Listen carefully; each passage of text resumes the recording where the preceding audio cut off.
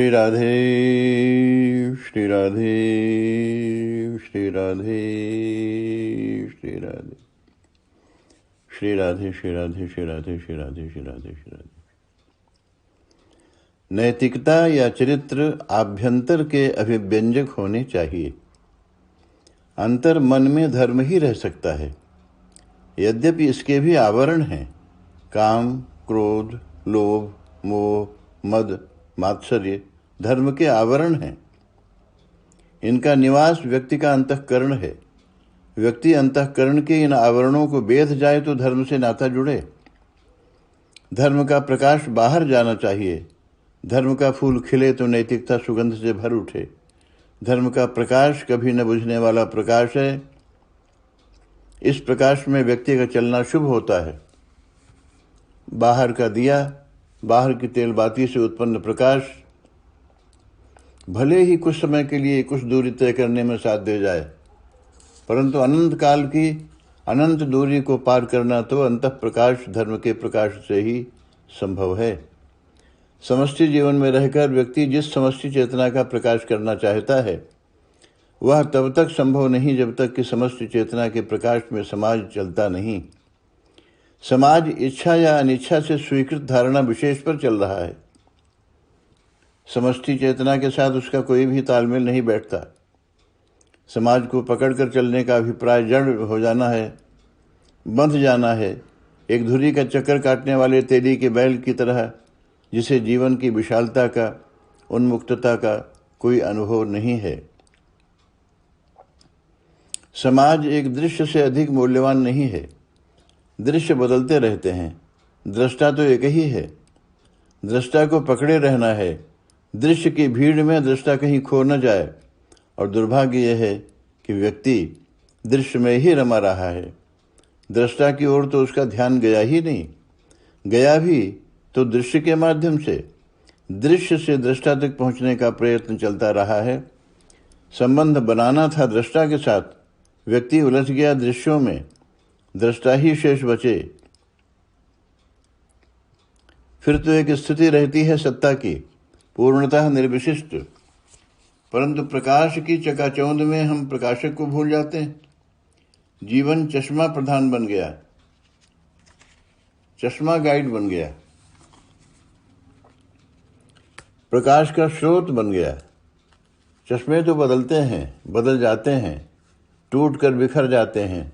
उनका सहारा तो कागज की नाव पर बैठकर समुद्र पार करने जैसा है, जो नहीं बदलता, नहीं टूटता, जो निरंतर साथ है, जो उपकारक है, प्रकाश है, प्रकाश का स्रोत भी है, जिसे देखना मात्र है, देखते ही जिसे सर्वस्व उपलब्ध हो जाता है। परम आनंद का, शांति का जो द्वार है, साथ ही जो स्वयं आनंद है, शांति है, तृप्ति है, उस पर व्यक्ति के दुराग्रह का अंधेरा छाया हुआ है। वह रत्न है धूल की भौर में फंसा हुआ। अज्ञान की धूल की मोटी परतें पड़ गई हैं उस पर। पूर्व जन्म के संस्कार, वर्तमान जन्म के विपरीत कर्म, दोनों ही बाधक हैं उस धूली के हटने में। धूली की परतें हटें, अंतरिक्ष निरभ्र हो जाए तो प्रकाश का दर्शन हो पाए। यदि उसका दर्शन हो तो रोम रोम प्रकाशित हो जाए, जीवन संगीत बन जाए, आनंद का, प्रेम का। धर्म आडंबर के बाउंडर में ढक गया। धर्म का तो कुछ न बिगड़ा। बादल सूर्य को ढकते रहे, उसी सूर्य का क्या बिगड़ता है भला। परंतु व्यक्ति के जीवन में तो अंधेरा छा जाता है। जीवन भर अंधेरे में राह ढूंढते रहे और चले गए, अंत में इस दुनिया से विषाद लिए हुए। बोझ ही ढोया जीवन भर, जीवन का रस तो मिला ही नहीं। धर्म नियंता होना चाहिए था। धर्म की अगुवाई में जीवन की डगर बननी चाहिए थी। धर्म ही तो अपना था, वही तो अपने में था, परंतु उधर नजर नहीं गई। माँ बाप ने बेटों को किताबें पढ़ने की सुविधाएं जुटा दी। बड़े बड़े स्कूल, कॉलेज, विश्वविद्यालय खोले गए। मोटी मोटी किताबों को पढ़ने के लिए चुने गए शिक्षकों का प्रबंध किया गया, परंतु स्वयं के ज्ञान की, स्वयं के पहचान की कोई शिक्षा किसी विश्वविद्यालय ने नहीं दी। सारा ज्ञान जो मिला, पढ़ाई जो भी की गई, वह सब पुरानी और दूसरों की गढ़ी हुई। अपना तो कुछ भी न था उसमें। अपना कोई भी अनुभव उस ज्ञानार्जन के साथ न जुड़ा। केवल बौद्धिक तर्क वितर्क, कशमकश दूसरे के विचारों को लेकर। अपनी कमाई कुछ भी नहीं, झगड़ा हो रहा है उधार में पाई चीज़ों के लिए। बड़ी डिग्रियां, बड़ी उपाधियां, बड़े बड़े पुरस्कार सब मिलते रहे। विद्वानों के निर्जीव ढांचे होते रहे। ये विद्वान नीति के, चरित्र के, धर्म के व्याख्याता बने। नए नए प्रयोग प्रारंभ हुए, प्रयोगों के पहाड़ खड़े हो गए।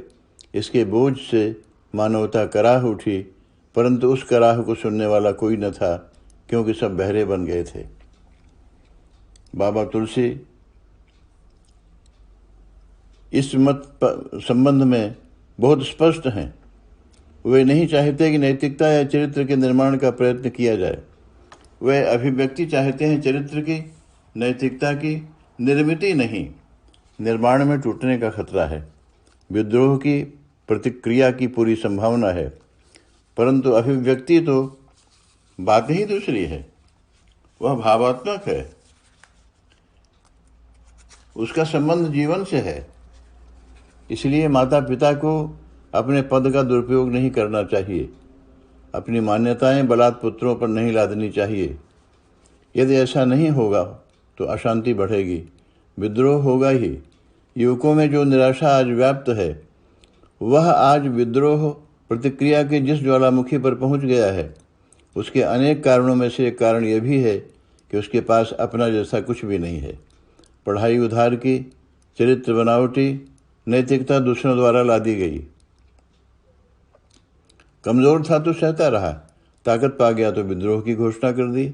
अब लोग चिल्लाते हैं, कहते हैं बेटा नालायक हो गया, कहना नहीं मानता, बसों पर पत्थर फेंकता है, कॉलेज का फर्नीचर तोड़ता है, दूसरों के घरों में आग लगाता है, दूसरों की बहू बेटियों को छेड़ता है। यह सब होगा और माँ बाप रोएंगे और चिल्लाएंगे। शिक्षक पढ़ाने का काम शुरू कर देंगे। समाज अपने बंधनों को और कड़ा करेगा और परिणाम विद्रोह और बढ़ेगा। आग की लपटें और ऊंचाई तक पहुंचेंगी। सारा समाज जलेगा, संसार आंसू से भरेगा ही। कभी कोई राम पैदा होता है जिसे बाहर की घटनाएं प्रभावित नहीं करती। राम को राजा बनाने की घोषणा तो कर दी जाती है, परंतु कौन सोचता था कि राजकुमार सांवले सलोने, राम जटाओं का मुकुट बांधे, तापस वेश में, नंगे पांव अयोध्या से 14 वर्ष के लिए निष्कासित होकर वनवासी हो जाएंगे। दशरथ, जिनकी आज्ञा से राम वनवासी हुए हैं, चाहते हैं कि राम जंगल का दर्शन कर वापस आ जाएं, अयोध्या में ही रहें। दशरथ राम के पिता हैं, पिता होने का दुरुपयोग करते हैं। वे नहीं चाहते कि राम जाएं। इससे तो अच्छा होगा कि सूर्योदय ही न हो। सूर्योदय न हो तो राम का वनगमन रुक सकता है। वे आशुतोष भगवान शंकर की प्रार्थना करते हैं, याचना करते हैं उनसे, कहते हैं प्रभु आशुतोष, मैं बहुत दीन हूँ, विपन्न हूँ, विपत्ति में मेरा सहारा दो, दुख मिटा दो मेरा, राम की बुद्धि बदल दो, वह मेरी आज्ञा का उल्लंघन कर अयोध्या में ही रहे, वन को न जाए। मैं भले ही अपयश का भागी बन जाऊं, मुझे इस बात की चिंता नहीं कि मरने के बाद स्वर्ग मिलेगा या नरक मिलेगा। मैं सभी दुख सह लूँगा प्रभु, परंतु राम का वियोग मैं नहीं सह पाऊँगा। दशरथ अपने स्वार्थ की पूर्ति में संसार को अंधेरे में डूबा हुआ देखना चाहते हैं। शिव भक्ति का उपयोग भी वे स्वार्थ की पूर्ति में करना चाहते हैं। इतने पर भी यदि राम चले ही जाएं, तो वे सुमंत से कहते हैं कि ठीक है, ले जाओ राम को, अभी बालक ही है ना, हठी है, मेरी बात नहीं मानता। 2-4 दिन में जंगल की हवा खिलाकर उसे वापस लेकर चले आना।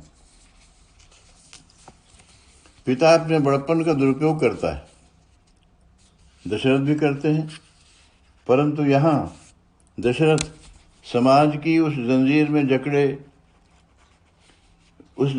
जकड़े हैं जिसमें बंधे रहने को उनका मन राजी नहीं है।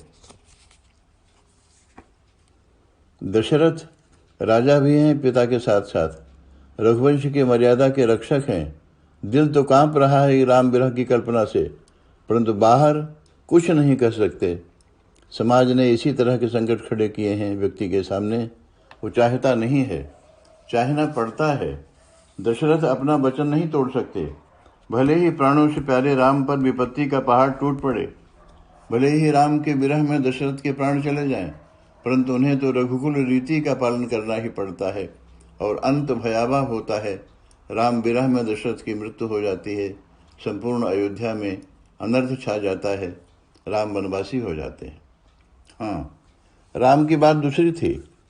यद्यपि वे भी समाज के बंधन में थे, कुछ बोलते नहीं थे, बोल सकते नहीं थे, परंतु सदा समय पर युग की मांग के अनुसार उन्होंने चल रही सामाजिक मान्यता के समानांतर एक विकल्प दिया। पहली मान्यता को तोड़े बिना एक जीवनधारा प्रस्तुत कर दी। राम राज्य की स्थापना किसी व्यवस्था को तोड़कर नहीं हुई। राम ने पॉजिटिवली विधायक रूप में दशरथ राज्य के समानांतर एक व्यवस्था खड़ी कर दी। पिता दशरथ का विरोध नहीं किया। विरोध से समस्याएं खड़ी होती हैं। राम ने समानांतर व्यवस्था दी। लोगों को चुनना था, चुन लिया राम की व्यवस्था को, बंधनहीन व्यवस्था को, जिसमें व्यक्ति की उन्मुक्तता का, स्वतंत्र विकास का पूर्ण अवसर था, और राम राज्य की स्थापना हो गई। राम राज्य किसी भी राज्य व्यवस्था की प्रतिक्रिया नहीं, विरोध नहीं, विधायक व्यवस्था है। राम राज्य को लोगों की सहज स्वीकृति मिली है। इसके लिए कोई प्रयत्न नहीं करना पड़ा। भाषण नहीं दिए राम ने उस व्यवस्था के प्रचार के लिए। राम के प्राणों में सभी के प्राणों का स्पंदन था, तभी तो राम सबके हो गए, सब राम के हो गए। तो राम ने अपने जीवन में कोई भी कार्य भय, संकोच या लज्जावश नहीं किए। जो किए उसके लिए उनके अंतःकरण की पूर्ण स्वीकृति थी। 14 वर्ष का वनवास राम ने सहर्ष स्वीकार कर लिया। बचने के बहुत रास्ते थे, परंतु ऐसा लगता है जैसे राम की अपनी इच्छा ही रही हो जंगल में रहने की। राम जंगल नहीं जाते तो राम राज्य की स्थापना नहीं हो सकती थी। जनजीवन को निकट से समझना था। व्यक्ति व्यक्ति की पीड़ा, दुख का दर्द अनुभव करना था। पहाड़, जंगल, नदी नदों के पास रहने वाले लोग जो सदा से ही उपेक्षित रहे, अपनाना था उन्हें राम को। यह कार्य अयोध्या में संभव न था। उसके लिए तो उसी जीवनधारा में बहना था, डूबना था उसी में। तभी सर्वथा उपेक्षित जनजातियों की समस्याओं का निराकरण संभव था। तो राम ने सहर्ष स्वीकार किया था वनवास को। माता कैकेयी तो मात्र माध्यम बनी थी। वे कहते हैं, कैकेयी से माँ वही पुत्र भाग्यशाली है जिसे माता पिता की वाणी प्रिय हो।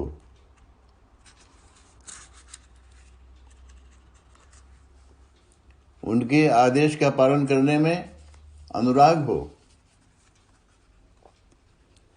माता पिता की आज्ञा का पालन हो, वे प्रसन्न हो, ऐसा अवसर तो सौभाग्य से मिलता है। और फिर वन में तो मेरा अच्छा संपर्क बढ़ेगा, ऋषि महात्माओं का संग मिलेगा। इस प्रकार आपकी और पिताजी की आज्ञा का पालन करने में तो मुझे आनंद ही आनंद है। भरत तो मुझे प्राणों से प्रिय है माँ। उन्हें राज्य मिले तो मैं धन्य हो जाऊं। मुझे तो वन में भी सब शुभ ही रहेगा। परंतु माँ, यह बात तो बहुत छोटी है। विश्वास नहीं होता कि इतनी सी बात के लिए पिताजी इतने दुखी क्यों हैं। वे बहुत गंभीर हैं। लगता है मुझसे कोई बड़ा अपराध हो गया है। माँ, तुम्हें मेरी शपथ है, सच सच बताओ ना कि बात क्या है। परंतु कैकेयी तो अति कुटिल है, जोंक की तरह। राम की सरल वाणी में भी उसे वक्रता की ही प्रतीति होती है।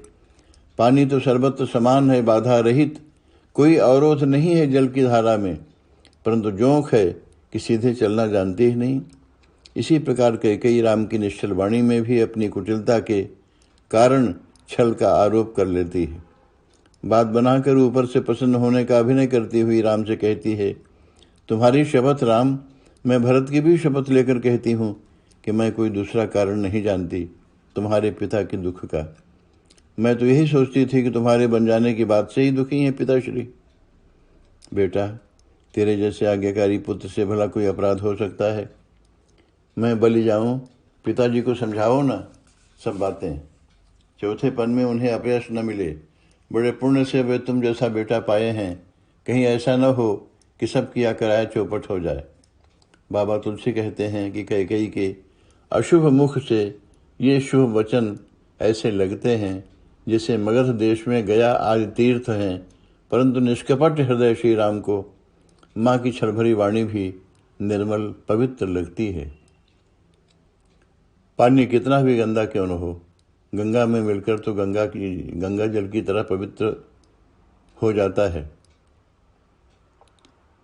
श्री राधे श्री राधे श्री राधे श्री राधे श्री राधे श्री राधे।